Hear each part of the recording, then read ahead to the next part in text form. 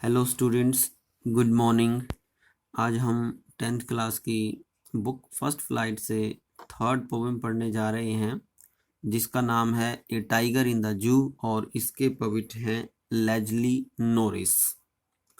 A tiger in the zoo, जैसे नाम से क्लियर हो रहा है कि यहाँ जिक्र किया गया एक ऐसे टाइगर का जो कहाँ पर है, चिड़ियाघर में है।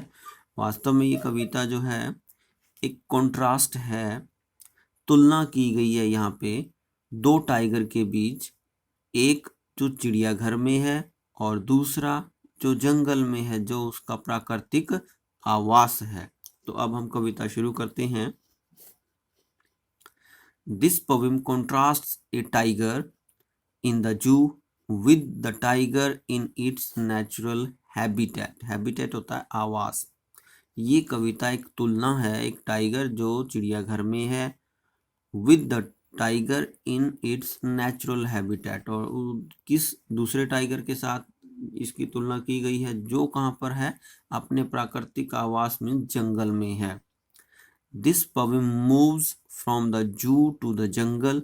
अब जो ये कविता है इसमें कभी जू की बात होती है, फिर जू से जंगल की तरफ मुड़ जाती है कविता जो है, and back again to the zoo, और फिर दोबारा वापस जू की तरफ ही कविता में जो बात की गई है। इट मीन्स कविता क्या करती है, यहाँ पे पोएम क्या करती है, मूव करती है, कभी जू से जंगल और फिर वापस जू की तरफ। Read the poem silently once, चुपके से, मीन्स शांति पूर्वक कविता को पढ़ो, एंड से, और कहो, which stanza speak about the tiger in the zoo, means कौन सा स्टेंजा ऐसा है जो जू में टाइगर की बात करता है, and which one speak about the tiger in the jungle, और कौन सा स्टेंजा ऐसा है जो जंगल में टाइगर की बात करता है। तो अब हम चलते हैं फर्स्ट स्टेंजा की तरफ। He stalks in his vivid stripes the few steps of his cage on pads of velvet quiet in his quiet rage. He stalks, यहाँ पे ही वर्ड यूज हुआ है टाइगर के लिए। स्टॉक्स होता है धीरे धीरे चलना, मूव्स स्लोली। इन हिज विविड, विविड होता है ब्राइट, स्ट्रॉन्ग और एंड ब्राइट। स्ट्रिप्स मीन्स धारियां, मीन्स उसकी जो धारियां हैं वो बड़ी चमकीली हैं, और स्टॉक्स मीन्स धीरे धीरे चलना, वह धीरे धीरे चलता है। और उसकी अपीयरेंस क्या बताई है कि उसके शरीर पे जो धारियां बड़ी चमकीली हैं।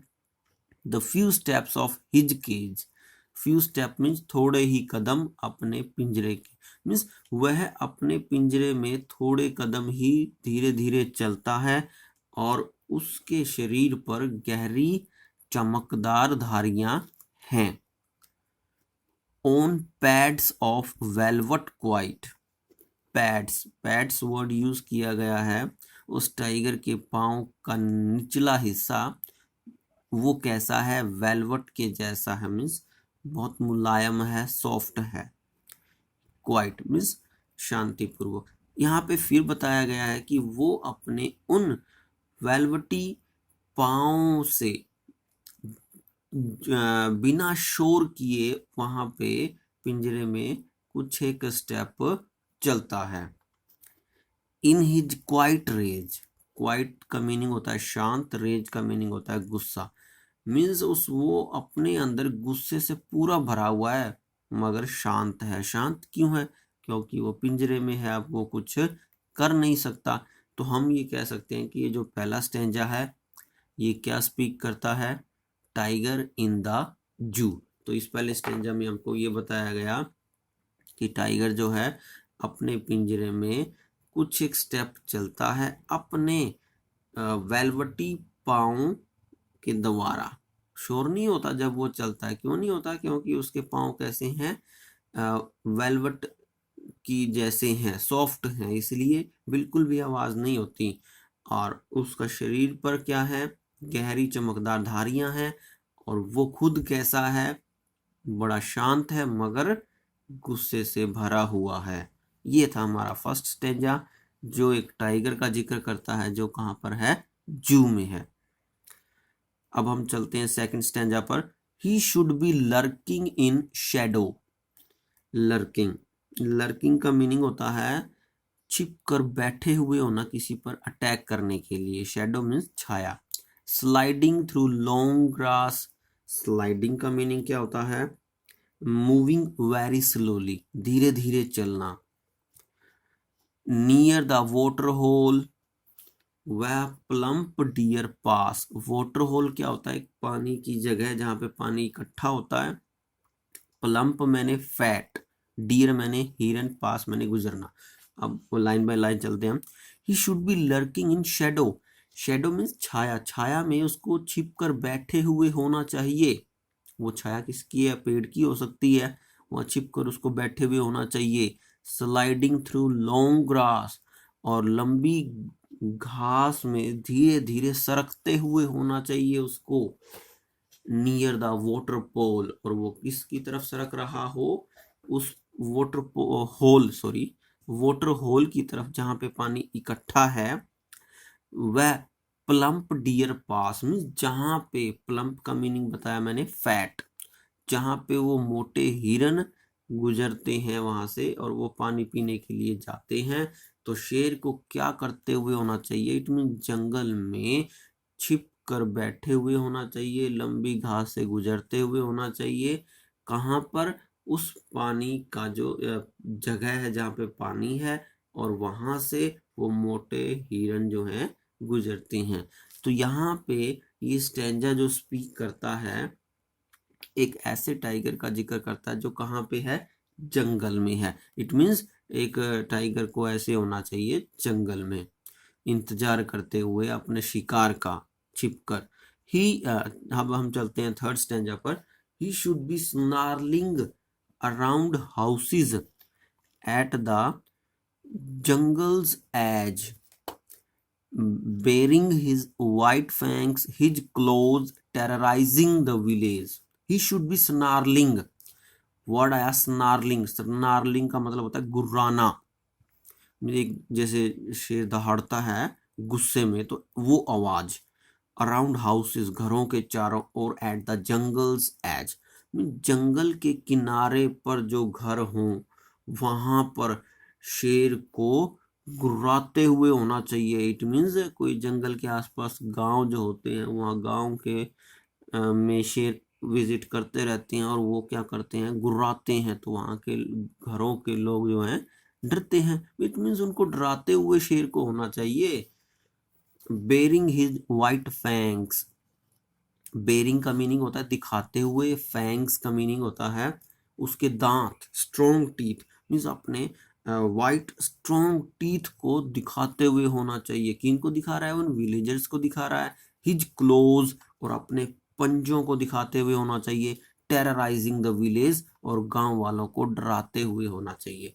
यहाँ पे भी ये स्टैंजा क्या जिक्र करता है कि शेर कहाँ पर है, जंगल में है। जंगल में शेर का जिक्र करता है और उसको क्या करते हुए होना चाहिए, जो जंगल के किनारे के जो घर हैं उनको गुर्राते हुए होना चाहिए, उनको अपने सफेद टीथ दिखाते हुए होना चाहिए, उसके जो है पंजे दिखाते हुए होना चाहिए, और उन गांव वालों को डराते हुए होना चाहिए। मगर वास्तव में अब जो पविट ने देखा वो क्या है, बड़ा दुखदाई सिचुएशन में है। एक चिड़ियाघर में, जू में ये टाइगर जो है बंद है। बट ही लॉक्ड, बट अब हम चलते हैं fourth stanza. But he is locked in a concrete cell. Concrete का मीनिंग कोई ऐसी जो सीमेंट से बनी हो, सैंड से बनी हो, और स्टोन से बनी हो। मीन्स सीमेंट, सैंड मीन्स रेत से, और स्टोन पत्थर से बनी। सेल मीन्स कोई कोठरी। His strength behind bars, stalking the length of his cage, ignoring visitors. Line by line देखते हैं। ही इज लॉक्ड, परंतु वह बंद है। इन a concrete cell, cell means कोठरी में, जेल में, वह ऐसी जेल में बंद है जो सीमेंट से, रेत से और पत्थर से बनी है। इट मीन्स वो वहां से निकल नहीं सकता, बड़ी मजबूत है, वो इम्पॉसिबल है। हिज स्ट्रेंथ बिहाइंड बार, बार होता है पिंजरा, उसकी जो ताकत है वो पिंजरे के पीछे है। इट मीन्स वो अपनी ताकत नहीं दिखा पा रहा। Stalking the length of his cage, ये स्टोकिंग वर्ड वही है जो एक बिगिनिंग में आया था, stalking the length of his a cage, वह अपने पिंजरे की जो लंबाई है उसी में धीरे धीरे मूव कर रहा है। इससे ज्यादा वो चल भी नहीं सकता क्योंकि वो तो पिंजरे में बंद है। इग्नोरिंग विजिटर, और वो विजिटर में जो कोई उसको विजिट करने आता है, देखने के लिए आता है, उनको क्या कर रहा है, वो इग्नोर कर रहा है। क्यों कर रहा है? क्योंकि कोई उसकी तरफ क्योंकि वो अपनी ताकत दिखा नहीं पा रहा, एक पिंजरे में बंद है, तो वो विजिटर की तरफ भी इग्नोर करता है। लास्ट स्टेंजा जो है, he hears the last voice at night, the patrolling cars, and stares with his brilliant eyes at the brilliant stars. He hears the last voice at night. वह जो है रात को एक अंतिम आवाज सुनता है। द पेट्रोलिंग कार, पेट्रोलिंग क्या होती हैं? ऐसी जो एक सिक्योरिटी के लिए होती हैं। इट मीन्स कोई प्रॉब्लम तो नहीं है, जैसे ज़्यादातर जो पुलिस वाले जो घूमते हैं गाड़ियों में, वो जो सिचुएशन होती है उसको पेट्रोलिंग बोला जाता है। वो क्या कर रहे हैं कि कहीं कोई प्रॉब्लम तो नहीं है। तो मीन्स रात की जो अंतिम आवाज़ उसको सुनाई देती है वो किसकी होती है? पेट्रोलिंग कार्स की होती है। And he stairs with his brilliant eyes, वह अपनी चमकदार आंखों से, स्टेयर होता है देखते रहना, टकटकी लगाकर घूर कर देखना, एट द ब्रिलियंट स्टार, वह चमकदार तारों की तरफ ही वो देखता रहता है टकटकी लगाकर। क्यों?